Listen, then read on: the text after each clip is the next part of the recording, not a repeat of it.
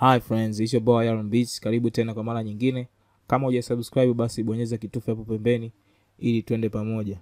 Lakini pia usisahau kuna link hapo chini nimeiweka, itakudirect moja kwa moja kwenye group la WhatsApp. Leo nitakwenda kuanza series mpya ya video zinazoelezea mixing, lakini kabla hatujafika kwenye mixing, nimeona tuanze kuangalia hizi effects zinazotumika kwenye mixing.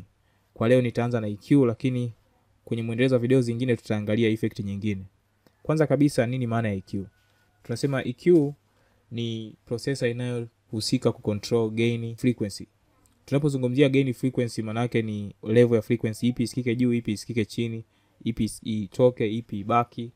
Lakini pia unaweza kusema pia ni aina ya processor au effect inayotusaidia kuboost au kucut frequency. Yote ni sawa.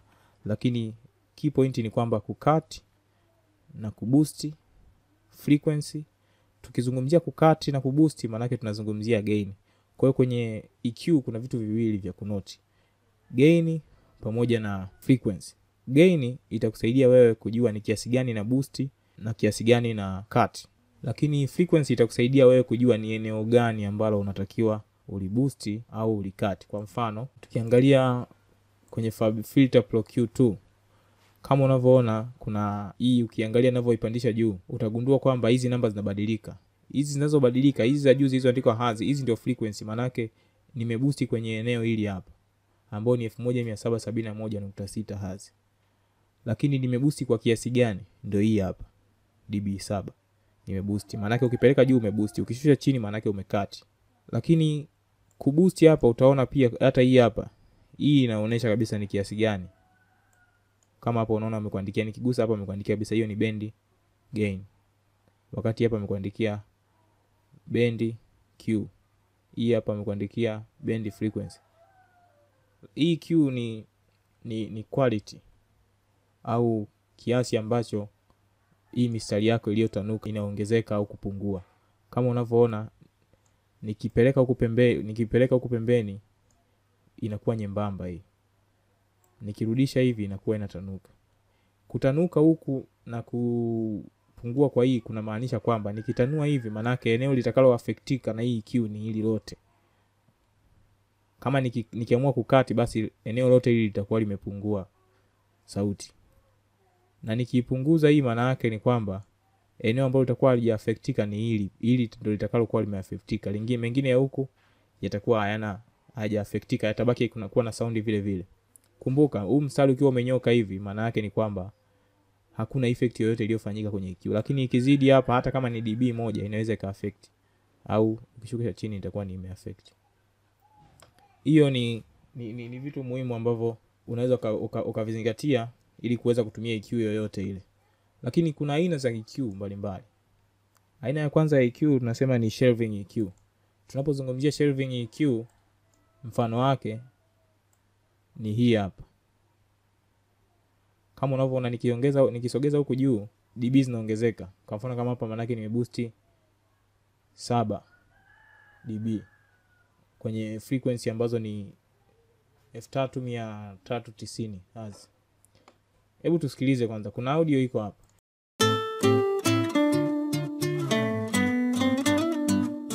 Kama unavyoona nikiongeza huku frequency za juu naona imekuwa kama inang'aa. Lakini tuangalie vipi kama nikishusha frequency za chini hizi.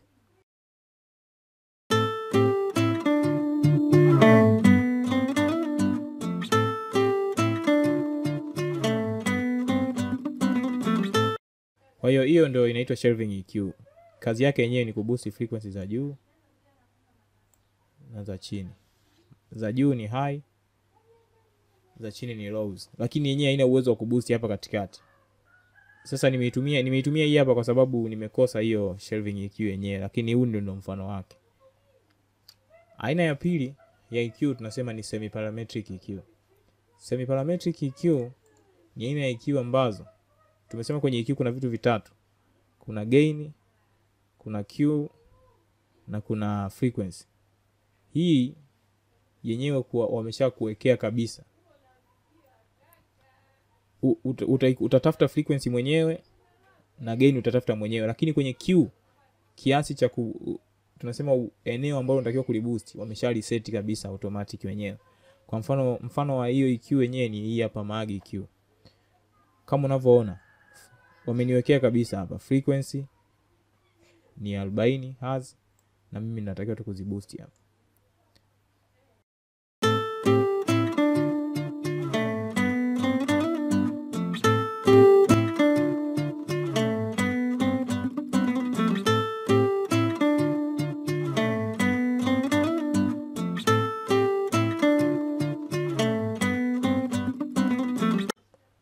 Kwa hiyo ndio aina ya pili ya EQ. Aina ya tatu ya EQ inaitwa parametric EQ.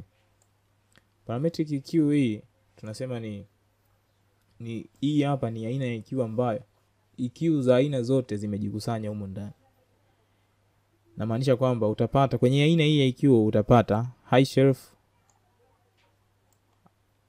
shelf na low shelf, yani shelving EQ. Utapata hii hapa utapata control zote kama zile frequency, gain, kila kitu utapata, na utaweza kukicontrol mwenyewe akijasetiwa automatic. Yani wewe ndio utaweza kukicontrol kiasi unachokitaka wewe. Hiyo ndio tofauti wa parametric EQ na semi parametric. Semi parametric yenyewe wameshakusetia kabisa ile bandwidth. Lakini kwenye parametric EQ yenyewe utaweza bandwidth utaicontrol mwenyewe. Ninapozungumzia bandwidth ni huu upana huu. Upana huu. Kama unavyoona ninavyoitanua maana yake bandwidth kubwa, hapa nasema narrow bandwidth. Kwa hiyo unavyotanua hivi kwenye semi parametric uweze ukaitanua kiasi hicho. Aina nyingine ni tunasema ni graphic EQ. Graphic EQ hizi zinakuwa zimeshasetiwa kabisa kuanzia frequency, bandwidth, kila kitu. Wewe unachokifanya ni kuongeza gain na kupunguza. Basi hiyo ndio inaitwa graphic EQ. Kama unavyoona mfano wake ndio hii hapa. Ipo kwenye FL Studio nayo.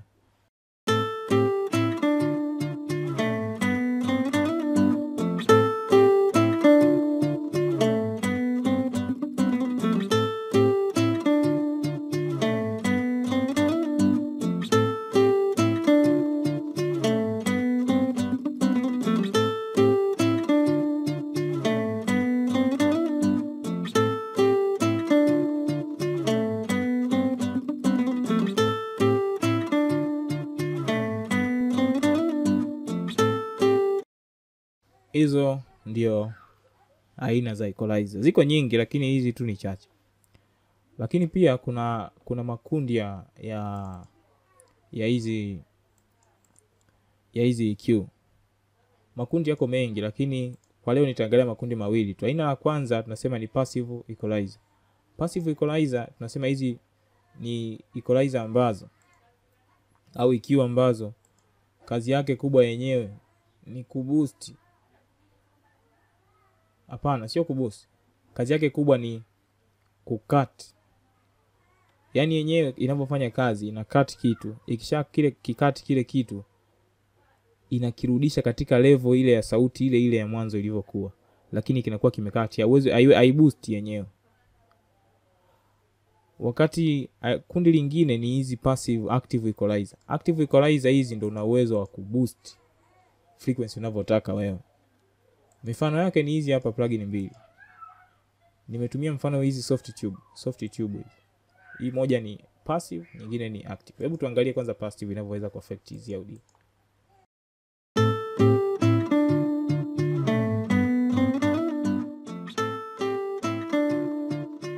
Kama unavyoona nikishusha frequency mpaka chini kabisa unaona ina cut vizuri kabisa.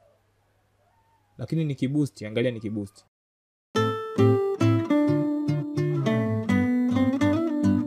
Kama utakuwa umegundua ni kwamba haifiki level kubwa kiasi hicho. Yani level inakuwa inaishia maeneo fulani. Haiwezi ukazidi yani kuboost kiasi kwamba ikapitiliza ile level kubwa kiasi hicho. Yenyewe inaishia level ile ambayo iko flat, yani iko flat sawa na frequency zingine. Wakati active equalizer yenyewe tunasema ni zenyewe kazi yake ni kuboost. Yani wewe utaboost tu.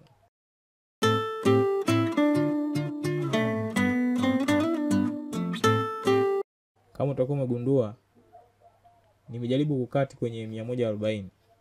Ngoja tusogeze mpaka kwenye 270.